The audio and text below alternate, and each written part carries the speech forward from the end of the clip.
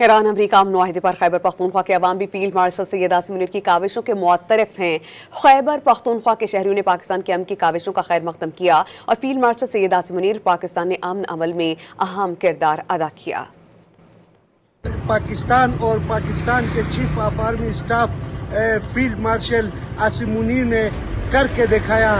کہ پاکستان امن کا ضامن ہے، پاکستان اس خطے میں امن چاہتی ہے، پاکستان اس خطے میں ہر اس قوت سے مقابلہ کر سکتی ہے جو اس خطے میں امن کے خلاف جو کارروائیاں کرتے ہیں۔ سید عاصم منیر صاحب نے یقین جانے کہ اس کے حوالے سے جتنے بھی ان کی تعریف کی جائے، جتنے بھی ان کی ستائش کی جائے اس بات کی کہ کتنی بڑے اقدام انہوں نے اٹھائے، دنیا کو جو ہے زبردست طریقے سے انہوں نے اس تباہی سے باہر کیا۔ مذاکرات کو کامیاب کرنا یقین جانے یہ کسی معجزے سے کم نہیں، اس میں اللہ تعالیٰ کی مدد شامل حال کی، اور اس مدد کی وجہ سے پاکستان وہ ملک ہے جو آج دنیا میں ان کی تعریفیں ہو رہی ہیں۔ پاکستان وخیلو پاکستان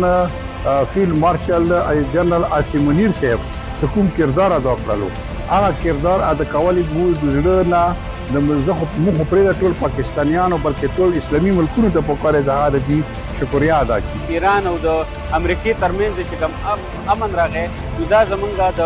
فیلډ مارشل عاصم منیر صاحب د وجې راغی، هغه زمونږ د فوج مشر دی، هغه زمونږ سپهسالار دی، هغه د پاکستان لپاره یو فخر دی، موږ په هغه باندې فخر کوو چې موږ له جنګونه هم ګټي او موږ له امن هم قایموي۔ پاکستان چې کومه معاهده وکړه د ایران او د امریکا په میانش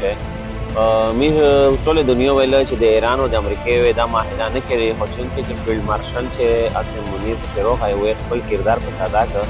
نو موږ وایي چې په باندې پاکستان چې یا په ټوله دنیا کې تیم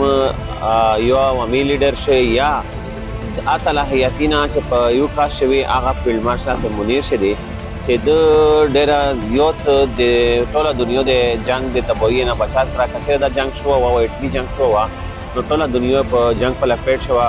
او موږ د فیلډ مارشل عاصم منیر مشکور یو۔ د ایران او د امریکې ترمنځ چې کومه معاهده وشوله په دې معاهده کې د امن دپاره پاکستان چیف آرمی سټاف عاصم منیر صاحب ډېر زیات لوی کردار ادا کړی دی، موږ د هغې شکریه هم ادا کوو چې ته کې نور هم دغه شانتې د امن دپاره نور هم کوښښ وایي او منډه تر ډول وهي او د هغې دپاره ښه انتظامات هم وکړي لکه څنګه چې هغوی په دې کې د لوی کردار ادا کړی دی، موږ د هغې شکریه ادا کوو۔ ہمارے فیلڈ مارشل صاحب جو ہے وہ امن کا سفیر ہے، اور کئی دفعہ جو پوری دنیا میں جتنے بھی حالات چل رہے ہیں تو وہ امن کا سفیر ہے اور اس کی نظر جو ہے وہ امن پر ہے۔